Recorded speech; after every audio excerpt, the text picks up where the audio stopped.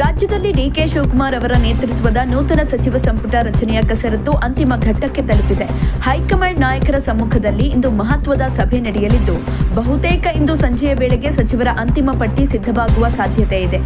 AICC ಅಧ್ಯಕ್ಷರಾದ ಮಲ್ಲಿಕಾರ್ಜುನ್ ಖರ್ಗೆ ಅವರ ನೇತೃತ್ವದಲ್ಲಿ ಇಂದು ಅವರ ಅಧಿಕೃತ ನಿವಾಸದಲ್ಲಿ ಈ ಸಭೆ ನಡೆಯಲಿದೆ. ಸಭೆಯಲ್ಲಿ ಕಾಂಗ್ರೆಸ್ ಅಗ್ರ ನಾಯಕ ರಾಹುಲ್ ಗಾಂಧಿ, ಪಕ್ಷದ ಸಂಘಟನಾ ಪ್ರಧಾನ ಕಾರ್ಯದರ್ಶಿ ಕೆಸಿ ವೇಣುಗೋಪಾಲ್, ರಾಜ್ಯ ಉಸ್ತುವಾರಿ ರಣದೀಪ್ ಸಿಂಗ್ ಸುರ್ಜೇವಾಲಾ ಸೇರಿದಂತೆ ಸಿದ್ದರಾಮಯ್ಯ ಹಾಗೂ ಡಿಕೆ ಶಿವಕುಮಾರ್ ಭಾಗಿಯಾಗಲಿದ್ದಾರೆ. ವರಿಷ್ಠರು ಈ ಬಾರಿ ವಿಶೇಷ ಸೂತ್ರವನ್ನು ಅನುಸರಿಸುತ್ತಿದ್ದಾರೆ ಅಂತ ಹೇಳಲಾಗ್ತಾ ಇದೆ. ಸಂಪುಟದಲ್ಲಿ ಹಳೆ ಬೇರು ಹೊಸ ಚಿಗುರು ಫಾರ್ಮುಲಾ ಅನ್ವಯಿಸಲು ಹೈಕಮಾಂಡ್ ಗಂಭೀರ ಚಿಂತನೆಯನ್ನು ನಡೆಸಿದೆ. ಇದರಂತೆ ಅನುಭವಿ ಹಿರಿಯ ನಾಯಕರ ಜೊತೆಗೆ ಯುವ ಮತ್ತು ಹೊಸ ಮುಖಗಳಿಗೂ ಹೆಚ್ಚಿನ ಆದ್ಯತೆ ಸಿಗಲಿದೆ. ಸುಮಾರು 8 ರಿಂದ 10 ಹೊಸ ಶಾಸಕರಿಗೆ ಈ ಬಾರಿ ಮಂತ್ರಿ ಭಾಗ್ಯ ಒಲಿಯುವ ಸಾಧ್ಯತೆ ಇದ್ದು, ಎಷ್ಟು ಯುವ ಮುಖಗಳಿಗೆ ಹೈಕಮಾಂಡ್ ಮಣೆ ಹಾಕಲಿದೆ ಎಂಬುದು ತೀವ್ರ ಕುತೂಹಲವನ್ನು ಮೂಡಿಸಿದೆ.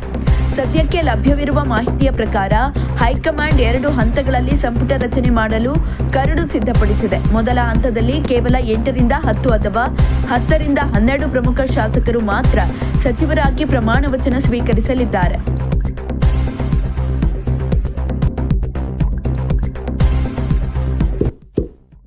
ಇಂತಹ ಇನ್ನಷ್ಟು ವಿಡಿಯೋಗಳಿಗಾಗಿ ಲೈಕ್ ಮಾಡಿ, ಫಾಲೋ ಮಾಡಿ, ಶೇರ್ ಮಾಡಿ.